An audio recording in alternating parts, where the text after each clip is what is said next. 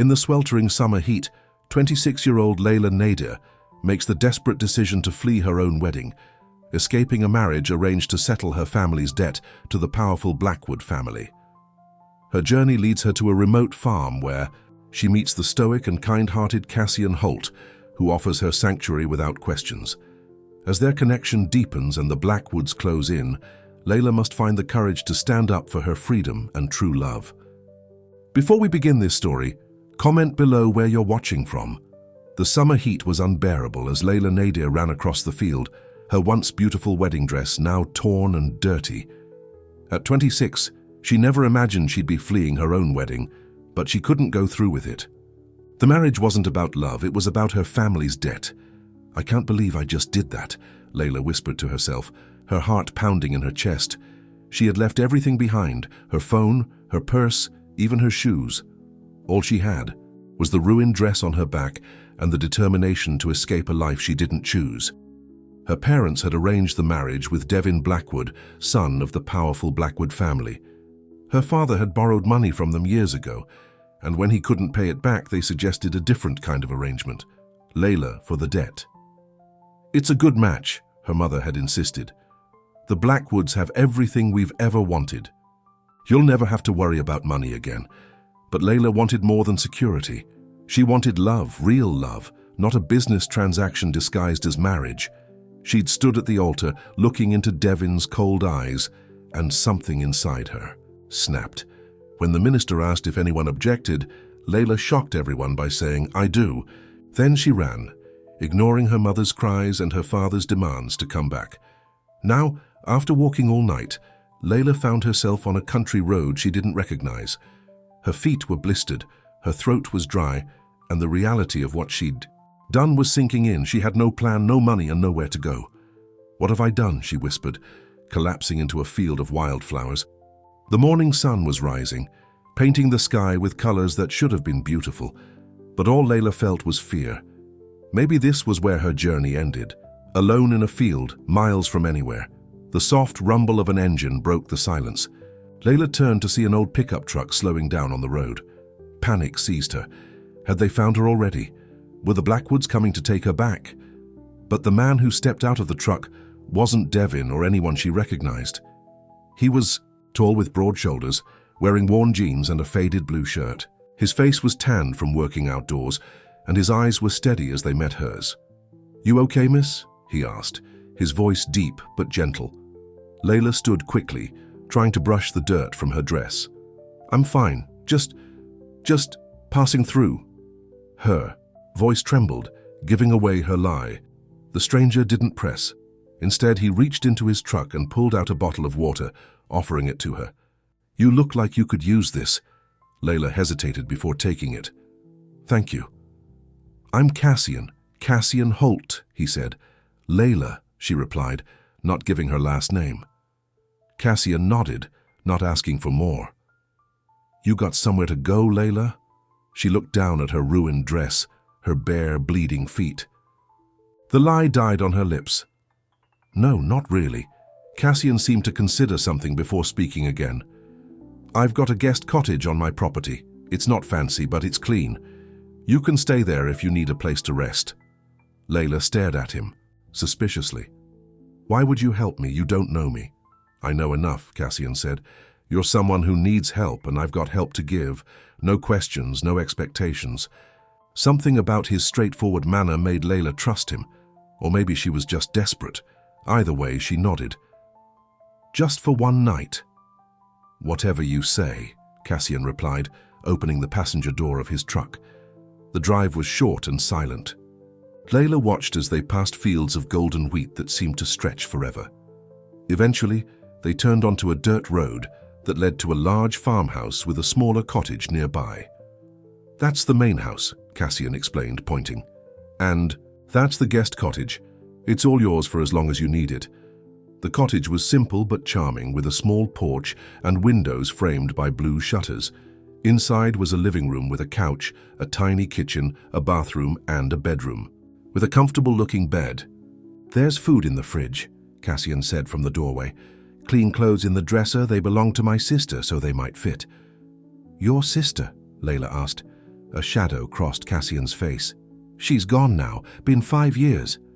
"I'm sorry," Layla said, not knowing what else to say. Cassian shrugged. "Get some rest. I'll check on you later." After he left, Layla stood in the middle of the cottage, overwhelmed by the stranger's kindness. She took a long shower, washing away the dirt and tears from her escape. The clothes in the dresser were simple: jeans, t-shirts, cotton dresses, but they fit well enough. For the first time since she ran, Layla allowed herself to breathe. One night turned into 3. Every morning, Cassian would knock on her door with fresh eggs from his chickens. He never asked why she was in a wedding dress in the middle of nowhere. He never pushed for her story. On the 4th day, Layla ventured out of the cottage. She found Cassian in the barn, feeding baby goats. "Need some help?" she asked. Cassian looked up, surprised. "You don't have to." "I want to," Layla said. "I can't just hide in that cottage forever." He handed her a bottle of milk, showing her how to feed the smallest goat. "This one's the runt, needs extra care." Layla smiled as the tiny animal suckled eagerly. "What's its name?" "Doesn't have one yet." "How about Lucky?" Layla suggested, "since he's getting that extra care." Cassian's mouth curved into a small smile, the first she'd seen from him. "Lucky it is." That day marked a change. Layla started helping around the farm, feeding animals, collecting eggs, even helping in the vegetable garden behind the main house. It felt good to work with her hands, to have purpose. By the end of the week, Layla was cooking breakfast in Cassian's kitchen while he brought in fresh milk from the barn. "These eggs are perfect," Cassian said, his voice still quiet but more open than before. Layla smiled. "My grandmother taught me to cook. She said a good meal can heal almost anything." "Smart woman," Cassian replied. They fell into a routine. Mornings were for farm chores. Afternoons, Cassian would work in his fields while Layla tended to the house and garden. Evenings, they would sit on the porch watching the sunset over the wheat. Cassian didn't talk much, but when he did, his words carried weight. He taught Layla how to plant seedlings, how to mend the wooden fence around the chicken coop, how to listen to the quiet between words. "Sometimes," he told her one evening, "it's what people don't say that matters most." Layla understood. There was so much she wasn't saying about her past, about who she really was, but in the silence between them, something beautiful was growing. Trust, friendship, and maybe something more. 2 weeks after her arrival, Cassian took Layla to his favorite spot on the property, a hill overlooking the farm surrounded by wildflowers similar to those where he'd found her. "I come here to think," he said, sitting on a large flat rock. "To remember." "Remember what?" Layla asked, sitting beside him. Cassian was quiet for a long moment. "My sister, Lily. She died here on this farm."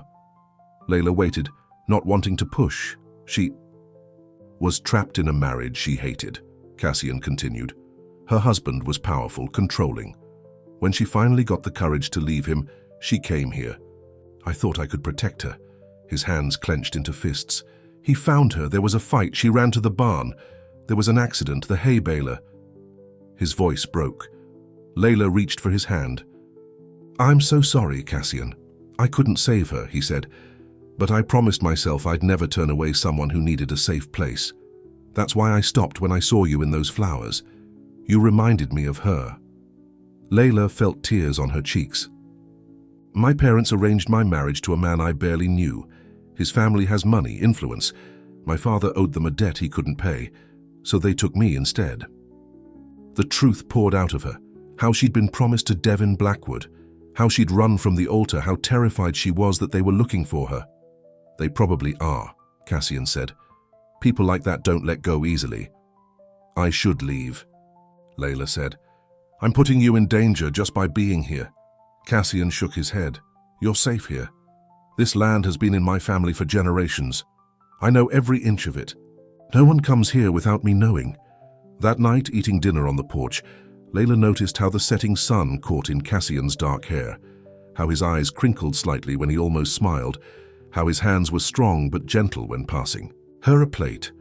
For the first time in her life, Layla felt truly seen, not as a daughter to be traded for debt, not as a bride to be displayed, but as herself.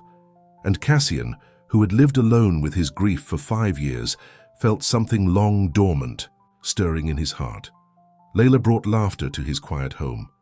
She found joy in simple things, a perfectly ripe tomato from the garden, a calf taking its first wobbling steps, the way the wheat moved like water in the breeze. She was teaching him how to live again. The next morning, Layla found Cassian in the field, checking his wheat. Without thinking, she brought him a glass of lemonade she'd made. "It's getting hot out here," she said, handing him the glass. Their fingers touched, and neither pulled away immediately. Something electric passed between them, a recognition of feelings growing too strong to ignore. "Thank you," Cassian said, his eyes holding hers. Layla smiled and turned to go, but Cassian caught her hand. "Layla, Whatever he was about to say was interrupted by the sound of a car coming up the long driveway. Not many people visited the Holt farm. Cassian's expression changed instantly. "Get to the house. Now." Layla ran, her heart pounding. From the window, she watched as a black sedan stopped in front of the house. A man in a suit stepped out, not family, not a friend. He had the confident stance of someone used to getting what he wanted, a private investigator. The man showed Cassian a photo. Layla knew it was her. Cassian shook his head, his face giving nothing away. "Ever seen her?" she heard him say. The man handed Cassian a card before getting back in his car. When he was gone, Cassian came inside, his face grim. "They're looking for you," he said. "The Blackwoods hired him." Layla sank into a chair. "What did you tell him?" "Nothing," Cassian said. "But he'll be back. People like that always come back." That night, Layla couldn't sleep. She paced in the cottage, thinking about what to do. Her presence put Cassian at risk. The right thing would be to leave, to draw. The danger away from him and his farm. But the thought of leaving made her chest ache. In just 3 weeks, this place had become more of a home than anywhere she'd ever lived. And Cassian, quiet, steady Cassian, had become someone she couldn't imagine being without. Morning came, and with it, a decision. Layla walked to the main house where Cassian was making coffee. "I have to go," she said, "before they come back." Cassian turned to her, his face unreadable. "Is that what you want?" "What I want doesn't matter," Layla said. "I won't let you get hurt because of me." "What if I don't want you to go?" Cassian asked, his voice low and intense. Layla felt her heart skip. "Cassian, stay," he said simply. "We'll figure it out." And in that moment, looking into his eyes, Layla believed they could. What neither of them knew was that the private investigator had already discovered who she was and exactly where she was hiding. The next morning, Layla woke to the sound of rain on the cottage roof. She had slept surprisingly well after her conversation with Cassian. His simple stay had given her something she hadn't felt in a long time: hope. She dressed quickly in jeans and a t-shirt, no longer feeling strange. Plain Lily's old clothes. Looking in the mirror, she barely recognized herself. Her skin was tanned from working outdoors, her hands slightly rough from farm chores. The frightened bride who had run away seemed like someone from another life. When she reached the main house, Cassian was already at the kitchen table going through some papers. "Morning," he said, looking up. His eyes softened when they landed on her, something that made Layla's heart flutter. "What's all this?" she asked, pouring herself coffee. "From the pot." "Farm accounts," Cassian said. "Not my favorite part of the job." Layla sat across from him. "I used to help my father with his business books. Maybe I could help." Cassian raised an eyebrow. "You know about farming finances?" "Numbers are numbers," Layla shrugged. "And I'm a quick learner." He pushed some papers toward her. "Be my guest." As the rain continued outside, they worked together at the kitchen table. Layla quickly organized Cassian's messy accounts, finding ways to cut costs and increase efficiency. Cassian watched her work, impressed by her quick mind. "You're good at this," he said. Layla smiled. "I studied business in college before my parents." She trailed off. "Before they decided other things for you," Cassian finished for her. Layla nodded. "They never asked what I wanted. It was always about what was best for the family name, for appearances." "What do you want, Layla?" Cassian asked quietly. She looked up, surprised by the question. No one had ever asked her that before. "I want to make my own choices," she said finally. To build something that's mine, Cassian nodded. That's a good want. They were interrupted by the phone ringing. Cassian answered, his face growing serious as he listened. Thanks for the warning, Joe, he said before hanging up. Turning to Layla, he explained, That was Joe from the general store. Says that private. Investigator is asking questions all over town, showing your picture. Layla felt her stomach twist with fear. Did anyone say anything? Folks around here mind their own business, Cassian said, but it won't take him long to work his way to this farm. You're not exactly a secret anymore, especially since you've been going into town with me. What do we do? Layla asked. Cassian thought for a moment. We can't hide forever. Maybe it's time we find out exactly what we're up against. He took out the card the investigator had left. I'm going to call him. Invite him out here. What? Layla gasped. Why would you do that? Better to face this head on, Cassian said. Find out what the Blackwoods want. Maybe there's a way to settle this that doesn't involve you going back. Layla wasn't convinced, but she trusted Cassian. He'd protected her this far. Okay, but I want to be there when you talk to him. Cassian made the call, arranging for the investigator, a man named Reynolds, to come to the farm the next day. That night, neither of them slept well. When Reynolds arrived, Cassian and Layla were waiting for him on the porch. The investigator seemed surprised to see Layla sitting openly beside Cassian. Miss Nadir, he said, tipping his hat, you've led me on quite a chase. What do the Blackwoods want? Cassian asked, cutting to the chase. Reynolds sat in the chair they offered, studying the two of them. Well, that's interesting. They hired me to find Miss Nadir, but they didn't say anything about her having company. I'm not going back, Layla said firmly. Tell them they can keep the dowry. My father can find another way to pay his debts. Reynolds chuckled. It's not that simple, I'm afraid. The Blackwoods are not the kind of people who like being embarrassed, and you, Miss Nadir, embarrassed them quite publicly. She had every right to leave a marriage she didn't want, Cassian said, his voice hard. I don't disagree, Reynolds said, raising his hands. I'm just the messenger, and my message is this. The Blackwoods want compensation for their trouble. They're business people, after all. How much? Layla asked. Reynolds named a figure that made Layla's heart sink. It was more money than she could hope to see in a lifetime. That's ridiculous, Cassian said. Maybe, Reynolds agreed. But that's their price for leaving Miss Nadir alone. After the investigator left, Layla sat on the porch steps feeling defeated. I don't have that kind of money. I don't have any money. Cassian sat beside her. I might. Layla looked at him in surprise.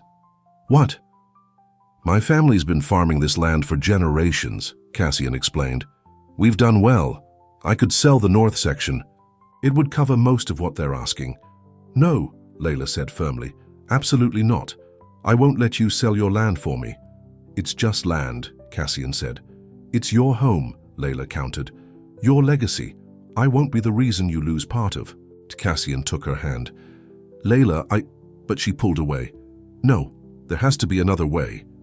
That night, Layla couldn't sleep. She paced in the cottage, thinking about Cassian's offer. How could he be willing to give up part of his farm for her, a woman he'd known only a few weeks? The answer came to her in the quiet hours before dawn. He cared for her, maybe even loved her. And the truth was, she was falling in love with him too. But love wasn't enough to solve their problem. The Blackwoods wouldn't just go away, and she couldn't let Cassian sacrifice his land. As the sun rose, Layla made a difficult decision. She would go back to the city and face the Blackwoods herself. Maybe she could negotiate, find some kind of work to pay off her father's debt over time. She wrote Cassian a note, thanking him for everything and explaining why she had to go. She left it on the kitchen table, knowing he would find it when he came in for breakfast. Then, with nothing but a small bag of clothes and the little money Cassian had given her for helping with the farm accounts, Layla walked to the bus stop on the main road. The bus came just after 7. As Layla climbed aboard, she looked back at the farm in the distance, at the fields where she had found a kind of peace she'd never known before. Tears filled her eyes as the bus pulled away. In the city, everything felt too loud, too crowded. Layla found a cheap motel and spent the day gathering her courage. Finally, she called her parents' house. Her mother answered, gasping when she realized who was calling. "Layla! Oh my God, where have you been? We've been worried sick." "I'm fine."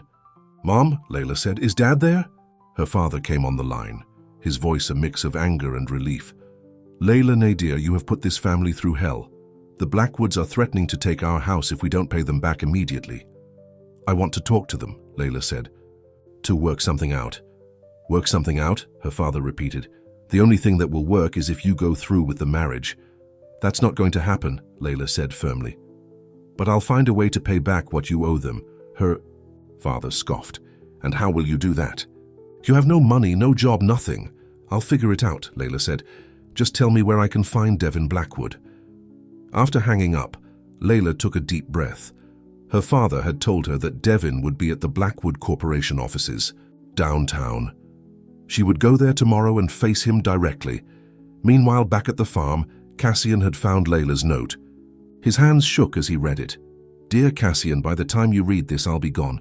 I can't let you sell your land for me. This is my problem to solve. Thank you for showing me what it means to be truly free, even if it was just for a little while. I'll never forget you or the wildflowers where you found me." Layla Cassian crumpled the note in his fist. "Damn it, Layla," he muttered. He drove to the bus stop, but he was too late. The morning bus had already left. He considered going after her, but realized he didn't even know where she was headed. Back to the city, probably. But the city was big, and he had no idea where to start looking. For the first time in years, Cassian felt true fear, not for himself but for Layla. He knew the kind of people the Blackwoods were. They wouldn't let go easily, especially now that their pride was involved. He paced the house, trying to think. Then he remembered Reynolds. The investigator might know where she'd go. Cassian called the number on the card, but it went straight to voicemail. He left an urgent message, then went back to pacing, feeling more helpless by the minute. In the city, Layla stood outside the imposing Blackwood Corporation building, gathering her courage. She smoothed down her simple dress, one of Lily's, and walked inside. The receptionist gave her a surprised look when she asked for Devin Blackwood. "Do you have an appointment?" "No," Layla admitted. "But tell him Layla Nadir is here. He'll want to see me." A few minutes later, she was escorted to a large office on the top floor. Devin Blackwood stood by the window, his back to her. He was tall and well-dressed, just as she remembered from their brief meetings before the wedding. "I was wondering when you'd show up," he said, turning to face her. His handsome face was cold, his eyes calculating. "The runaway bride returns." "I'm here to talk about my father's debt," Layla said, trying to keep her voice steady. Devin smiled, but it didn't reach his eyes. "Are you now? And what exactly did you want to say about it?" "I want to work out a payment plan," Layla said. "Something reasonable that doesn't involve marriage." Devin laughed. "You think this is about money? Your father's debt is nothing to my family. This is about respect, about keeping your word." He walked closer to her. "You humiliated me in front of everyone who matters in this city. That's not something I can forget or forgive easily." Layla stood her ground. "I'm sorry for how I left, but I'm not sorry for leaving. We would have made each other miserable." "Maybe," Devin agreed. "But at least I would have had a beautiful wife to show off. That's all I really wanted from you anyway." His honesty was brutal but not surprising. Layla had always known there was no love in their arrangement. "So what do you want now?" she asked. "Now?" Devin's smile turned cruel. "Now. I want to make an example of your family. Your father borrowed money he couldn't repay. There are consequences for that. People will lose their jobs if you take his business," Layla said. "Innocent people." "That's not my problem," Devin shrugged. Layla felt a surge of anger. "You don't care about anyone but yourself, do you?" "I care about winning," Devin corrected her, "and making sure people know what happens when they cross me." He walked back to his desk. "You have 1 week to come back and go through with the wedding. If you don't, I'll take everything your father has. His business, his house, everything." "That's blackmail," Layla said. "That's business," Devin replied. "Your choice, Layla? Your freedom or your family's future?" As Layla left the building, she felt sick. It was exactly as she'd feared. Devin didn't want money. He wanted control. He wanted to win. She walked aimlessly through the city streets, trying to think. She couldn't go through with the marriage, the very thought made her ill, but how could she let her father lose everything? As evening fell, Layla found herself in a small park, sitting on a bench and watching children play. She thought about Cassian, about the peace she'd found on his farm. If only there was a way to go back to that life. Back at the farm, Cassian had finally reached Reynolds. The investigator wasn't helpful at first, but when Cassian mentioned payment, his attitude changed. "She's probably gone to see her parents," Reynolds said, "or the Blackwoods directly. Devin Blackwood is the one you need to worry about. He's not the kind of man who likes to lose." "What do you know about him?" Cassian asked. "He's got a reputation," Reynolds said carefully. "Not a good one. There are rumors about how he deals with people who cross him. Nothing that can be proven, but the implication was clear. Layla could be in danger. "I need an address," Cassian said, "for the Blackwood Corporation and for Layla's parents." After getting what he needed from Reynolds, Cassian packed a small bag and loaded his truck. He didn't know exactly what he was going to do, but he knew he couldn't stay on the farm while Layla faced the Blackwoods alone. As he was about to leave, he stopped by the field of wildflowers where he'd found Layla. He picked one perfect yellow, bloomed and carefully placed it in his pocket. Then he drove toward the city, toward Layla, toward whatever came next. In her motel room, Layla couldn't sleep. She kept thinking about Devin's ultimatum. There had to be another way, something she was missing. Her phone rang. Her mother, calling again. Layla hesitated before answering. "Layla, please," her mother begged, "just come home. We can talk about this." "There's nothing to talk about, Mom," Layla said. "Devin made his position very clear today." "You saw him?" Her mother sounded surprised. "What did he say?" Layla explained the ultimatum. To her surprise, her mother was quiet for a long moment. "Mom?" Layla prompted. "I'm sorry," her mother said. Finally, "I'm sorry we put you in this position. Your father, he was desperate. The business was failing. When the Blackwoods offered to help in exchange for a marriage alliance, it seemed like the only way." It was the first time her mother had ever apologized, ever acknowledged that what they'd done was wrong. "What can I do now?" Layla asked. "I can't marry him, Mom. I just can't." "I know," her mother said softly. "I see that now. But I don't know how to fix this. The Blackwoods are powerful people." After hanging up, Layla felt both better and worse. Better because her mother finally understood. Worse because the situation seemed truly hopeless. She was about to turn off the light when there was a knock at her door. Cautiously, she looked through the peephole. Her heart nearly stopped. It was Cassian. Layla opened the door, too shocked to speak. "You're a hard woman to find," Cassian said, his eyes taking in her face as if memorizing it. "But I've always been good at finding things that are lost." "How did you—" Layla began. "Reynolds," Cassian explained. "He's not as loyal to his clients as he'd like them to think." Layla stepped back, letting him in. "You shouldn't have come. This isn't your fight." "It became my fight the moment I found you in those wildflowers," Cassian said. "I'm not letting you face this alone." Tears filled Layla's eyes. "Devin won't back down. He made that very clear today." "You saw him?" Cassian's voice hardened. Layla nodded and explained what had happened at the Blackwood Corporation. Cassian listened, his face growing more determined. "There has to be something we can use against him. People like Devin Blackwood always have secrets." "What are you suggesting?" Layla asked. "I'm suggesting we fight back," Cassian said. "Not your way, not by giving in, my way." "And what way is that?" Layla asked. Cassian's eyes met hers. Together. That night, for the first time since she'd run from her wedding, Layla slept peacefully, knowing Cassian was there, that she wasn't alone anymore. What she didn't know was that Cassian had already formed a plan, one that would either save them, both, or cost them everything. And across town in his penthouse apartment, Devin Blackwood was making plans of his own. He'd received a report that Layla had been staying at a farm outside the city with a man named Cassian Holt. The name meant nothing to him, but the fact that Layla had found someone else, that meant something. It meant he had leverage. Devin, smiled as he poured himself a drink. "Cassian Holt," he said to the empty room. "Let's see how much Layla Nadir cares about you." Morning sunlight filtered through the thin motel curtains, waking Layla. For a moment, she was confused by the unfamiliar surroundings, but then she remembered. She was in the city, and Cassian had found her. She looked over to see Cassian already, awake, sitting at the small table in the corner, writing in a notebook. "You're up early," she said, sitting up. Cassian looked up and gave her one of his rare smiles. "Farm habit. Can't seem to sleep past sunrise no matter where I am." "What are you working on?" Layla asked, joining him at the table. "A plan," Cassian said. "I've been thinking about what you told me about Devon and the Blackwoods. People like that believe they're untouchable. That's usually their weakness." "What do you mean?" Layla asked.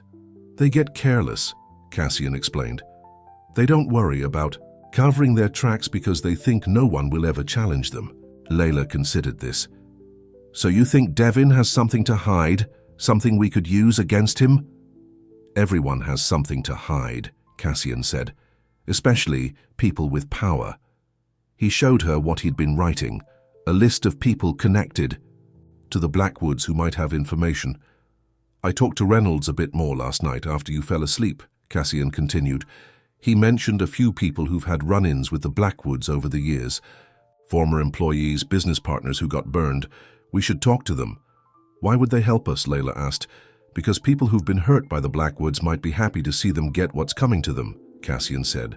Layla wasn't convinced, but she was willing to try anything. "Where do we start?" "With the person who has the most reason to hate Devon Blackwood," Cassian said. "His ex-wife." Cassian's truck was parked outside the motel. They drove across town to an upscale neighborhood where elegant townhouses lined the streets. Cassian checked the address Reynolds had given him, then parked across from a blue townhouse with white trim. "That's it," he said. "According to Reynolds, Devon's ex-wife Victoria lives there now." "What if she won't talk to us?" Layla asked. "We won't know until we try," Cassian replied. They walked up to the door and Layla rang the bell, her heart pounding. After a moment, the door opened to reveal a striking woman in her 30s with short blonde hair and sharp green eyes. "Victoria." "Blackwood?" Layla asked. "It's Victoria Chen now," the woman corrected. "I ditched the Blackwood name along with the man." Her eyes narrowed. "Who's asking?" "My name is Layla Nadir," Layla said, "and this is Cassian Holt. We're having some trouble with Devon Blackwood, and we thought maybe you could help us." Victoria studied them for a long moment, then laughed without humor. "Join the club. What did my ex-husband do to you?" Layla hesitated, then decided honesty was the best approach. "I was supposed to marry him. My parents arranged it to pay off a debt. I ran away on our wedding day." Victoria's eyes widened. "You're the runaway bride." "I read about that in the society pages. Good for you." She stepped back from the door. "You'd better come in." Inside, Victoria's home was stylish but comfortable. She led them to a living room with large windows overlooking a small garden. "So," she said, sitting across from them, "Devon's still arranging marriages like it's the 1800s. Some things never change." "You knew about this?" Layla asked. "Our marriage was similar," Victoria explained. "My father's shipping company was struggling. The Blackwoods offered to save it in exchange for me. I was young and stupid enough to believe Devon actually cared about me." "What happened?" Cassian asked. Victoria's face hardened. 3 years of hell happened. Devon is charming in public, but in private, let's just say he likes control. Total control. Layla felt a chill. She'd sensed Devon's coldness, but this sounded much worse. "How did you get away?" she asked. "It wasn't easy," Victoria admitted. "The Blackwoods don't let go of what they consider theirs. But I had help, a lawyer, who specializes in difficult divorces. She found evidence of Devon's indiscretions, enough that he agreed to let me go rather than have it all come out in court." "What kind of evidence?" Cassian asked. Victoria hesitated. "Financial irregularities, mainly. Devon likes to project this image of a legitimate businessman, but some of his dealings wouldn't stand up to close scrutiny." "Do you still have this evidence?" Layla asked hopefully. Victoria shook her head. "Part of the settlement was that all copies were destroyed," but she paused, thinking. I still have my lawyer's contact information, Meredith Bell. She knows more about the Blackwoods' shady business than anyone. If anyone can help you fight. Devon, it's her. Victoria wrote down a phone number and address. Tell her I sent you, and she hesitated again. Be careful. Devon doesn't like to lose, ever. As they left Victoria's home, Layla felt a mix of hope and fear. They had a lead, but Victoria's warnings about Devon were disturbing. What do you think? She asked Cassian as they got back in the truck. I think we need to talk to this lawyer, Cassian said, starting the engine. But first, there's something else we need to do. What's that? Layla asked. Visit your parents, Cassian said. If we're going to fight the Blackwoods, we need to understand. Exactly what your father agreed to. Layla tensed. She hadn't been ready to face her parents yet, but Cassian was right. They needed all the information they could get. The drive to her parents' house in the suburbs was quiet. Layla stared out the window, memories flooding back of her childhood, of the pressure to be perfect, to make the right connections, to be the daughter her parents wanted her to be. They're not bad people, Layla said suddenly. My parents. They have their own idea of what's best for me. Cassian glanced at her. I understand. My father was the same way, had my whole life planned out. College, taking over the farm, marrying the neighbor's daughter. What happened? Layla asked. I went my own way, Cassian said simply. Went to agricultural college instead of business school like he wanted. Came back and modernized the farm. It caused a lot of arguments, but eventually he saw that my way worked too. They pulled up in front of a large, well-maintained house with a manicured lawn. Layla took a deep breath before getting out of the truck. You ready? Cassian asked. No, Layla admitted, but let's do it anyway. Her mother answered the door, gasping when she saw Layla standing there. Layla, oh thank God. She pulled Layla into a tight hug, then noticed Cassian standing behind her. Who's this? This is Cassian Holt, Layla said. He's a friend. We need to talk to you and Dad about the Blackwoods. Her mother's face fell, but she nodded. Come in, your father's in his study. They followed Mrs. Nadir through the house to a wood-paneled room where Mr. Nadir sat behind a desk, looking older and more tired than Layla remembered. He stood when he saw Layla, relief and anger warring on his face. Layla. Hi, Dad, Layla said, feeling like a child again under his stern gaze. Her father's eyes moved to Cassian. And who might you be? Cassian Holt, Cassian said, stepping forward to shake Mr. Nadir's hand. I'm here to help your daughter. Mr. Nadir's eyebrow rose. Help her how exactly? Dad, Layla interrupted. We need to know exactly what you agreed to with the Blackwoods. The original loan terms, everything. Her father stiffened. That's between me and Richard Blackwood. Not anymore, Layla said firmly. Not when they're using it to threaten our family. I saw Devon yesterday. He gave me a week to come back and go through with the wedding, or he'll take everything you have. Mrs. Nadir gasped. He can't do that. Can't he? Layla asked. What exactly did you sign, Dad? Mr. Nadir seemed to deflate, sinking back into his chair. It was 3 years ago. The business was failing. We were about to lose everything. Richard Blackwood offered a lifeline, a loan with very favorable terms. What kind of terms? Cassian asked. Low interest, long repayment period, Mr. Nadir explained. It seemed too good to be true. Because it was, Layla said. What did they want in return? Her father looked away. A partnership. They wanted you to meet Devon. They suggested that a marriage would be beneficial to both families. So you sold me, Layla said, her voice breaking. No, her father protested. It wasn't like that. We just wanted you to meet him. We thought maybe you would like each other. But when I didn't, Layla said, you pushed the marriage anyway. Her father had no answer for that. We need to see the loan agreement, Cassian said. All the paperwork. Mr. Nadir hesitated, then nodded. He opened a drawer in his desk and pulled out a thick folder. It's all here, but I don't see how it helps. The terms are clear. If I default on the loan, they can take my business, my assets, everything. Cassian took the folder. Sometimes the answer isn't in what's written, but in what isn't.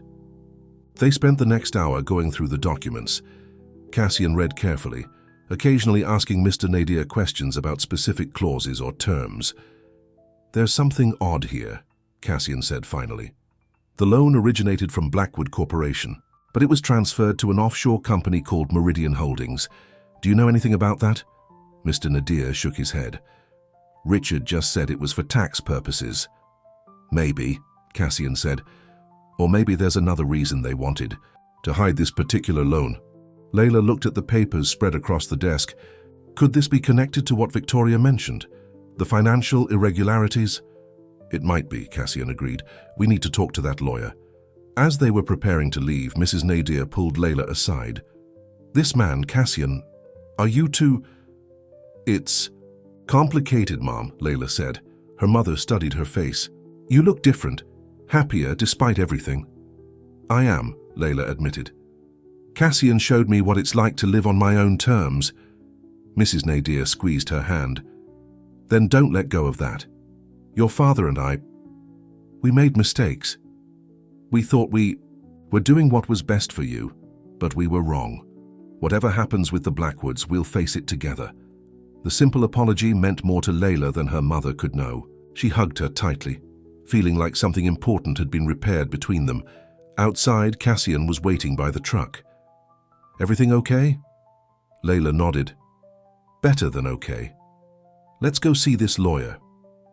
Meredith Bell's office was in a modern building downtown. Her assistant seemed skeptical when they asked for an appointment without stating their business, but the mention of Victoria's name got them in. Meredith was a formidable woman in her 50s, with steel-grey hair and sharp eyes behind stylish glasses. She listened without interruption as Layla explained their situation. So, Meredith said when Layla finished, you're trying to find leverage against Devin Blackwood, something to make him back off from this ridiculous ultimatum. Yes, Cassian said. Victoria thought you might have some ideas. Meredith leaned back in her chair. Victoria's divorce was complicated. I found certain discrepancies in Blackwood Corporation's financials that Devin preferred to keep private. But I signed an NDA as part of the settlement. We're not asking you to break that, Layla said quickly. Just point us in the right direction. Meredith considered this. I can't tell you what I found, but I can tell you where to look. She wrote something on a notepad and pushed it across the desk. This name might be useful to you. On the paper was written, Robert Chen, SEC Enforcement Division. Victoria's new husband, Layla asked, recognizing the last name. Meredith smiled. The very same. They met during her divorce proceedings. Robert has been investigating certain aspects of the Blackwoods business for some time. He might be willing to talk to you off the record, of course. Thank you, Cassian said, pocketing the note. One more thing, Meredith said as they stood to leave. If you do find something, be very careful how you use it. The Blackwoods don't play fair, they never have. Outside, Layla felt a surge of hope. Do you think this SEC guy will talk to us? Only one way to find out, Cassian said, checking his watch. It's late afternoon now. We should head back to the motel, get some rest, and try to contact him tomorrow. But when they returned to the motel, they found their room had been searched. Nothing was missing, but their belongings had been moved, papers disturbed. Devin, Layla whispered, fear gripping her. He must know we're looking into him. Cassian's face hardened. We need to move, now. They quickly gathered their things and checked out. Cassian insisted they switch motels, choosing a small place on the outskirts of the city that accepted cash and didn't ask questions. In their new room, Layla sat on the edge of the bed, hugging herself. I'm scared, Cassian. If Devin found us once, he can find us again. Cassian sat beside her, taking her hand. We'll be careful. And we're close to something. I can feel it. That's why he's worried. Layla looked up at him. Why are you doing this? You barely know me. This isn't your fight. Cassian was quiet for a moment. When Lily died, I thought I'd never care about anyone again. I shut myself away on that farm, just going through the motions of living. And then you showed up in that field of wildflowers and something changed. He reached into his pocket and pulled out the yellow wildflower he'd brought from the farm. It was a little crushed, but still bright. You made me remember what it feels like to want to protect something beautiful, something that matters. Layla felt tears in her eyes. Cassian. He cupped her face gently. I know it hasn't been long, but I've never been more sure of anything. The kiss that followed was gentle at first, then deeper, full of all the words they hadn't said yet. When they finally pulled apart, Layla knew with absolute certainty that whatever happened with the Blackwoods, she and Cassian would face it, together. The next morning, they called Robert Chen using the number Meredith had provided. To their surprise, he agreed to meet them right away at a quiet cafe. Robert was younger than they'd expected, maybe early 40s, with an intense, focused manner. He listened carefully as they explained their situation, occasionally making notes on a small pad. "So Victoria told you to contact me," he said when they finished. "I'm not surprised. She's been concerned about Devin's activities for years, even after the divorce. Can you help us?" Layla asked. Robert glanced around the cafe before leaning forward. "Officially, I can't comment on any ongoing investigations. Unofficially, the SEC has been looking into certain patterns of financial transactions involving Blackwood Corporation for some time." "What kind of transactions?" Cassian asked. "The kind that suggest money laundering," Robert said bluntly. "We believe that Blackwoods have been using offshore companies to hide the source of certain funds, like Meridian Holdings," Cassian asked, recalling the name from Mr. Nadir's loan documents. Robert's eyes sharpened. "You know about Meridian?" Cassian explained. "About the loan transfer they'd discovered in Mr. Nadir's paperwork." "That's very interesting," Robert said slowly. "Meridian is one of the companies we've been tracking. If the Blackwoods are using private loans to move money through these offshore entities, that would explain some of the patterns we've been seeing." "How does this help us?" Layla asked. "It might not immediately," Robert admitted. "SEC investigations can take years, but—" He hesitated. "There is something else. Something that might be more useful to you right now." "What's that?" Cassian asked. "The Blackwoods aren't just under investigation by the SEC," Robert said. "The FBI is also interested in some of their business partners, people with connections to organized crime." Layla felt cold. "Are you saying the Blackwoods are involved with criminals?" "I'm saying there are questions about where some of their money comes from," Robert replied carefully, "and about why certain loans, like your father's, are structured the way they are." He wrote down another name and number. "This is a friend of mine at the FBI. Tell him I sent you. Show him the loan documents. He might have insights I don't." They thanked Robert and left, feeling both encouraged and overwhelmed by what they'd learned. "This is bigger than I thought," Layla said as they walked back to the truck. "Money laundering? Organized crime? What have my parents gotten involved with?" "They didn't know," Cassian said. "The Blackwoods are good at appearing legitimate. That's how they trap people." They spent the rest of the day meeting with Robert's FBI contact, going over the loan documents again, building a clearer picture of what they were dealing with. By evening, they had a plan. "It's risky," Cassian warned as they discussed it in their motel room.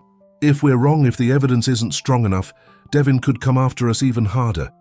And if we do nothing, I either marry him or my family loses everything," Layla pointed out. "I'd rather take the risk." They agreed to meet with Devin the next day. Layla called and arranged it, saying she wanted to discuss his ultimatum. That night, as they lay in bed, Layla couldn't sleep. Tomorrow would change everything one way or another. "Are you awake?" she whispered to Cassian. "Yes," he answered, pulling her closer. "What if this doesn't work?" Layla asked. "What if we lose?" "Then we go back to the farm," Cassian said simply. "We start over, together." Layla turned to face him in the darkness. "You'd still want me, even if I couldn't fix this mess?" "Layla," Cassian said, his voice gentle but firm, "I didn't fall in love with you because I thought you could beat the Blackwoods.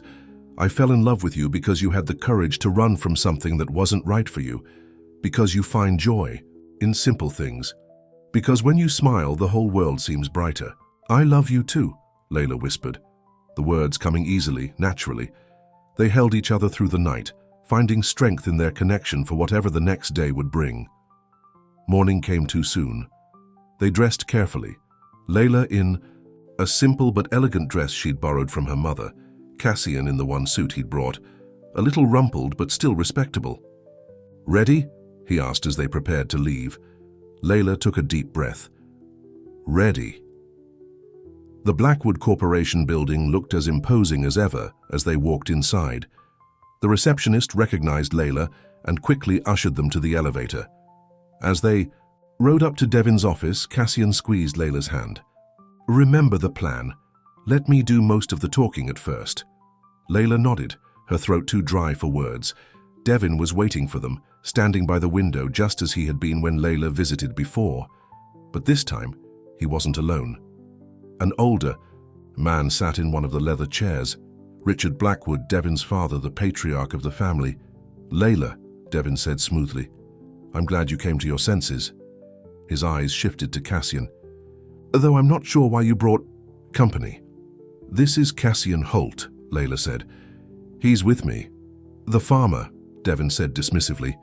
"Yes, I know all about your little hideaway. Did you really think I wouldn't find out?" Richard Blackwood cleared his throat. "Devin, let's not be rude to our guests. Please sit down." They sat across from the Blackwoods, the tension in the room palpable.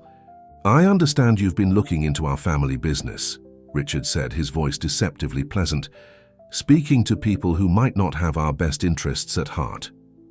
"We've been gathering information," Cassian confirmed, "about Meridian Holdings, about where the money for Mr. Nadir's loan really came from, about why the SEC and FBI might be interested in your business practices." For a brief moment, alarm flashed in Richard's eyes, but he quickly controlled it. "I'm not sure what you think you've discovered, but I assure you, our business dealings are entirely legitimate." "Are they?" Cassian asked, opening the folder he'd brought. "Because we have documents suggesting otherwise." He laid out copies of the loan agreement, bank transfers showing the movement of funds through Meridian Holdings, and notes from their meetings with Robert Chen and the FBI contact. "We know the loan to Mr. Nadir wasn't really about helping a struggling business," Cassian continued. "It was about moving money through a company the authorities are already watching. It was about making dirty money look clean." "This is ridiculous," Devin snapped. "You have no proof of anything." "Maybe not enough for a court case," Cassian agreed. "Not yet. But enough to interest the FBI even more than they already are. Enough to make people ask questions you don't want asked." Richard Blackwood studied the document spread before him, his face unreadable. "What exactly do you want?" "It's simple," Layla said, finding her voice. "Cancel my father's debt, leave my family alone, and I'll forget everything we've learned about your business practices." Devin laughed, but there was no humor in it. "You're blackmailing us? You?" "We prefer to think of it as negotiating," Cassian said calmly. "From a position of mutual interest." Richard Blackwood raised a hand to silence his son, who looked ready to explode. "And if we agree to these terms, what guarantees do we have that this information won't find its way to the authorities anyway?" "You have my word," Layla said. "That's all I can offer. But it's more than you gave my father when you trapped him with that loan." The room fell silent. As Richard Blackwood considered their proposal, finally he nodded. "Very well, the debt is cancelled. We'll draw up the papers today." "Father," Devin protested. "You can't just—" "Enough, Devin," Richard said sharply. "These young people have outplayed us. Sometimes the wisest move is to know when to fold." Devin glared at Layla and Cassian, his face twisted with anger. "This isn't over." "Yes, it is," Richard corrected him. "Miss Nadir and Mr. Holt are leaving now with our full understanding that this matter is concluded. Aren't they, Devin?" The threat in his voice was clear, even to his son. Devin subsided, though the hatred in his eyes remained. As they rode down in the elevator, Layla could hardly believe it had worked. "Is it really over?" she whispered to Cassian. "I think so," he said, pulling her close. "Richard Blackwood isn't a fool. He knows when to cut his losses." Outside the building, in the bright sunshine, Layla felt like she could finally breathe again. "What now?" she asked. Cassian smiled, that rare, full smile that made her heart skip. "Now we go home." "Home," Layla repeated. "To the farm?" "To the wildflowers," Cassian said, "where it all began." They were halfway to the truck when Layla heard someone calling her name. She turned to see her parents hurrying toward them. "Layla," her mother called. "We've been so worried. We went to the motel, but you weren't there." "We're fine, Mom," Layla assured her. "Better than fine. It's over. The Blackwoods have agreed to cancel Dad's debt." Her father looked stunned. How? Why would they do that? Let's just say we found some information they'd prefer to keep private, Cassian explained. They decided it was better to let this go than risk exposure. Mrs. Nadir hugged Layla tightly. Thank God, where will you go now? Layla looked at Cassian, her heart full. We're going home, to Cassian's farm. You love him, her mother said. It wasn't a question. Yes, Layla said simply. I do. Mr. Nadir stepped forward, extending his hand to Cassian. Thank you for protecting my daughter, for helping our family. Cassian shook his hand. She protected herself. I just gave her a safe place to stand. As they said their goodbyes, promising to visit soon, Layla felt a sense of completion. For the first time in her life, she was making her own choices, following her own path. But as they drove out of the city, back toward the distant fields where wildflowers grew, neither Layla nor Cassian noticed the black car following them at a discreet distance inside. Devin Blackwood gripped the steering wheel tightly, his eyes fixed on their truck, his face set in a mask of cold determination. You think it's over, he muttered, but I'm not done with you yet, not by a long shot. The drive back to Cassian's farm was peaceful. After the tension of the past few days, Layla felt like she could finally relax. The farther they got from the city, the lighter she felt. I can't believe it's really over, she said, watching the landscape change from urban to rural. I keep expecting something to go wrong. The Blackwoods made a business decision, Cassian said. Richard is smart enough to know when to back down. Devin might be angry, but he'll follow his father's lead. Layla wasn't so sure about that. The hatred in Devin's eyes had been real, but she pushed the thought away, not wanting to spoil their victory. As they turned onto the dirt road leading to Cassian's farm, Layla felt a surge of emotion. This place, which had been just a temporary shelter a few weeks ago, now felt like home. The farmhouse looked exactly as she remembered it. Solid, welcoming, with late afternoon sunlight warming its weathered wood. The guest cottage where she'd first stayed was visible in the distance, its blue shutters bright against the white walls. It feels like I never left, Layla said, as they pulled up to the house. Cassian smiled. That's because you belong here. Inside, everything was as they had left it. Cassian checked the answering machine, a few messages from neighbors wondering where he'd been, nothing urgent. I should call Joe at the general store, Cassian said. Let him know we're back, and everything's okay. While he made the call, Layla wandered through the house, running her fingers over familiar surfaces, the worn kitchen table where they'd shared meals, the bookshelf in the living room with Cassian's collection of farming manuals and novels, the porch swing where they'd watched sunsets together. This was home now, their home. When Cassian finished his call, he found Layla in the kitchen, already starting dinner with vegetables from the garden. Joe says everything's fine, Cassian reported. Martha from next door has been feeding the animals. We'll need to thank her.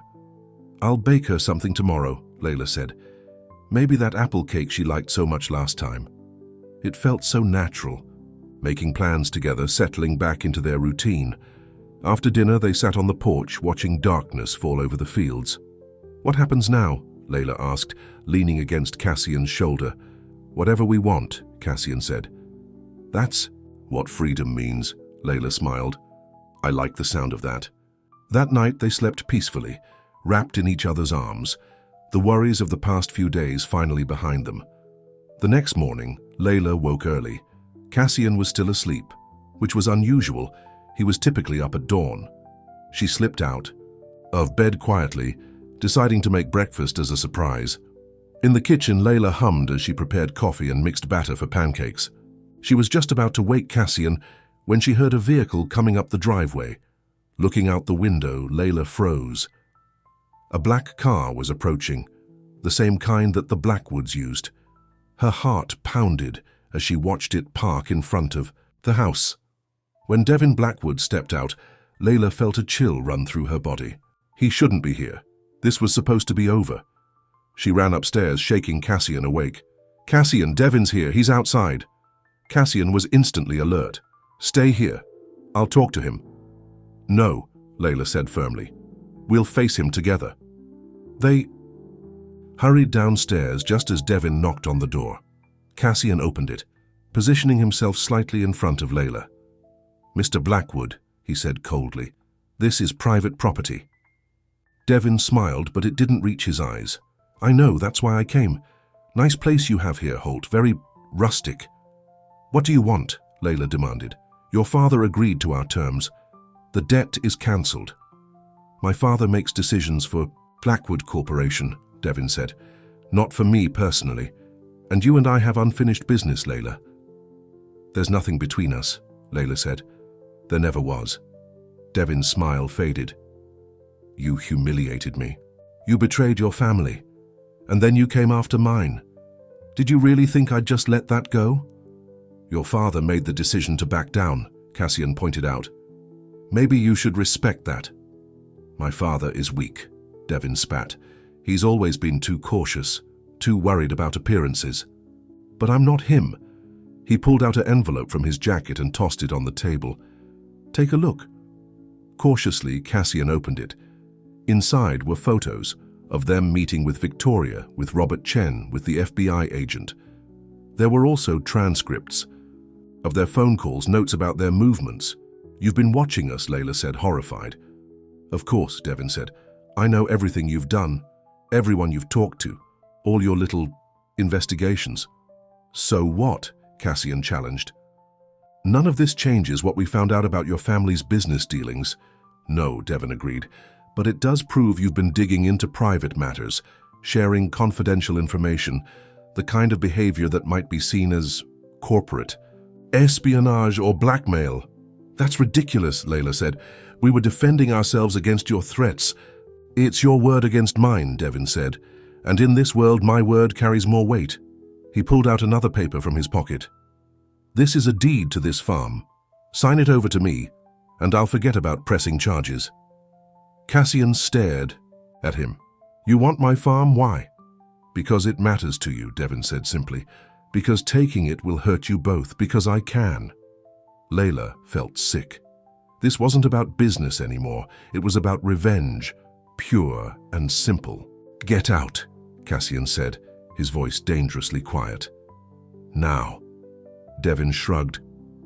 "I'll give you until tomorrow to reconsider. After that, I go to the police with evidence of your activities." He turned to leave, but paused at the door. "Oh, and Layla, your parents might want to be careful too. Who knows what might come to light about their financial dealings if people start asking questions." After he was gone, Layla sank into a chair, trembling. "He's never going to stop, is he?" Cassian knelt beside her. "We'll figure this out. We've beaten him once, we can do it again." But Layla could see the worry in his eyes. This farm wasn't just land to Cassian, it was his heritage, his family's legacy. The thought of losing it because of her was unbearable. "I should never have come here," she whispered. "I've brought nothing but trouble." "Don't say that," Cassian said fiercely. "You've brought life back to this place, back to me. Whatever happens with Devin, we'll face it together." They spent the day discussing options, making calls. Victoria was sympathetic, but couldn't help further without risking her own settlement agreement. Robert Chen advised caution. Devin's accusations of corporate espionage weren't entirely baseless, given how they'd obtained and used the information. By evening, they were no closer to a solution. Layla sat on the porch, watching the sunset, trying to think. There had to be a way out of this. She was so deep in thought that she didn't hear the car approaching until it was already pulling up to the house. For a moment, she feared Devin had returned, but this was a different vehicle, her father's car. Mr. and Mrs. Nadir got out, looking worried. Layla stood to greet them. "Mom! Dad! What are you doing here?" "We were concerned," her mother said, hugging her. "After everything that happened with the Blackwood, and then we got a strange call from Devin this afternoon." "What did he say?" Cassian asked, joining them on the porch. "He implied that you two might be in trouble," Mr. Nadir said. "Something about legal issues. He offered to help if we could convince Layla to come back to the city. He's trying to divide us," Layla realized, "to make you pressure me into doing what he wants." Cassian quickly explained what had happened that morning. Devin's visit, his threats, his demand for the farm. "This is my fault," Mr. Nadir said, his shoulders slumping. I'm the one who got involved with the Blackwoods in the first place. If I hadn't taken that loan—" "It's not your fault, Dad," Layla said. "You didn't know what kind of people they were." Mrs. Nadir took her husband's hand. "Robert, tell them your idea. The one you were talking about on the drive here." Mr. Nadir nodded. "I've been thinking the Blackwoods cancelled my debt, but that doesn't mean I can't still pay it. Not to them, but to you, Cassian." "What do you mean?" Cassian asked. "My business is doing better now," Mr. Nadir explained. "Not great, but better. I could secure a legitimate loan from a real bank this time and buy a part of your farm. Invest in it. Make it a partnership." "Why would you do that?" Cassian asked, surprised. "Because my daughter loves you," Mr. Nadir said simply. "Because you protected her when I couldn't. And because it might be a way to fight Devin." "How?" Layla asked. "If part of the farm is legally mine," Mr. Nadir explained, "then Devin's threats against Cassian affect me too. And unlike Cassian, I have lawyers, resources, connections in the business world." "It could work," Cassian said slowly. "Devin's playing dirty, but he's still trying to keep up appearances. If he's going against not just a farmer, but a respected businessman with connections—" "Exactly," Mr. Nadir agreed. "We can fight fire with fire." For the first time that day, Layla felt hope. "Would you really do this, Dad?" "In a heartbeat," Mr. Nadir said. "It's time I started protecting my daughter instead of using her to solve my problems." That night, the four of them sat around Cassian's kitchen table working out details. They called Mr. Nadir's lawyer, who agreed to come to the farm the next morning with the necessary paperwork for a partnership agreement. By midnight, they had a plan. When Devin returned the next day, he was clearly expecting to find Cassian and Layla alone, defeated. Instead, he found them waiting on the porch with Mr. and Mrs. Nadir and two lawyers. "What's this?" Devin asked, his confidence faltering slightly. "A business meeting," Mr. Nadir said smoothly. "You're just in time." Devin's eyes narrowed. "Whatever. Game you're playing, it won't work. I made my terms clear yesterday." "Yes, you did," Cassian agreed, "but circumstances have changed." One of the lawyers stepped forward. "Mr. Blackwood, I'm Jeffrey Wilson, representing Nadir Holt Farming Enterprises. As of this morning, this property is owned jointly by Mr. Holt and Mr. Daudier." He handed Devin a copy of the partnership agreement. "Any action against Mr. Holt or this farm would now also be an action against Mr. Nadir and, by extension, against his considerable business interests and associates." Devin scanned the document, his face darkening. "This doesn't change anything. I still have evidence of their corporate espionage." "Interesting you should mention that," the second lawyer said. "I'm Sarah Patel from the District Attorney's Office. Mr. Nadir contacted me this morning about potential harassment and extortion charges against you personally." This was a bluff. Sarah was actually a friend of Mrs. Nadir's who practiced corporate law, but Devin wouldn't know that. "We also have records of your surveillance of Miss Nadir and Mr. Holt," Sarah continued, "which raises serious privacy concerns. And then there's the matter of your verbal threats, which were recorded by Mr. Holt's security system yesterday." This too was a bluff. Cassian didn't have a security system, but Devin's face showed a flicker of doubt. "You're lying," he said, but without conviction. "Are you willing to take that chance?" Mr. Nadir asked. "Because if you are, we're prepared to go all the way with this. Every accusation you make against my daughter and Mr. Holt will be countered with evidence of your harassment and illegal surveillance. Every legal move you make will be matched by one of our own." He stepped closer to Devin. "And unlike your father, I'm not afraid of publicity. How do you think the business community would react to the full story of how your family tried to force my daughter into marriage to cover up questionable financial dealings?" Devin's confidence was visibly crumbling. He looked from face to face, finding no weakness, no fear. "My father won't back you against me," he said finally. "Blood is thicker than business." "Are you sure about that?" Mr. Nadir asked. "Because I spoke with Richard this morning. He's very interested in avoiding any more complications, especially ones that might bring renewed attention from the SEC." This wasn't a bluff. Mr. Nadir had indeed called Richard Blackwood, laying out exactly what would happen if Devin continued his vendetta. The elder Blackwood, ever the pragmatist, had agreed it was time for his son to stand down. Devin must have seen the truth in Mr. Nadir's eyes because his face suddenly went blank, the fight draining out of him. "This isn't over," he said, but the words lacked conviction. "Yes, it is," Layla said, speaking for the first time. "It's over, Devin. Go home. Live your life and let us live ours." For a moment, Devin just stared at her. Then, without another word, he turned and walked back to his car. They watched as he drove away, the black car disappearing down the long driveway. "Do you think he'll really give up?" Mrs. Nadir asked. "He doesn't have a choice," Mr. Nadir said. "Richard will make sure of it. Devin may be angry, but he still depends on his father's money and influence." The fake lawyer, Sarah, grinned.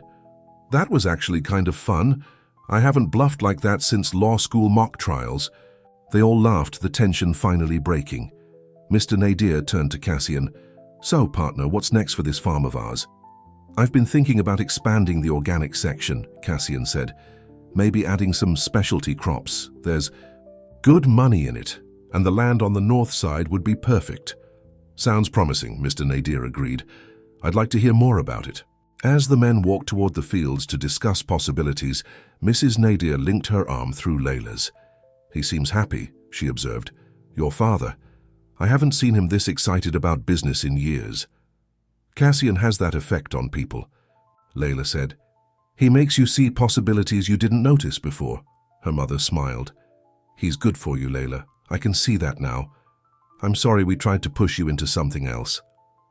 "It's okay, Mom," Layla said.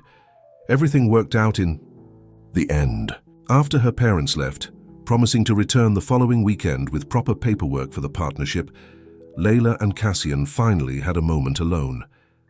They walked hand in hand to the field of wildflowers where they'd first met.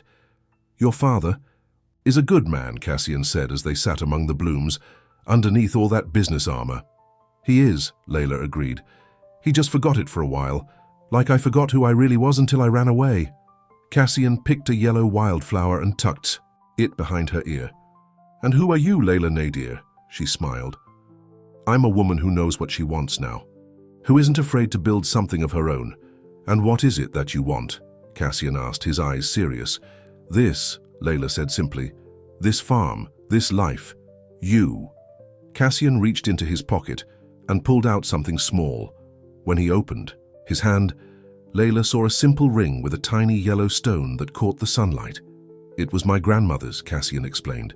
"Not fancy like what you're probably used to, but it's perfect," Layla whispered, tears filling her eyes. "I love you, Layla," Cassian said. "Will you marry me? Not because anyone arranged it, not because of family obligations or business deals, just because we choose each other." "Yes," Layla said, her heart so full it felt like it might burst. "Always yes."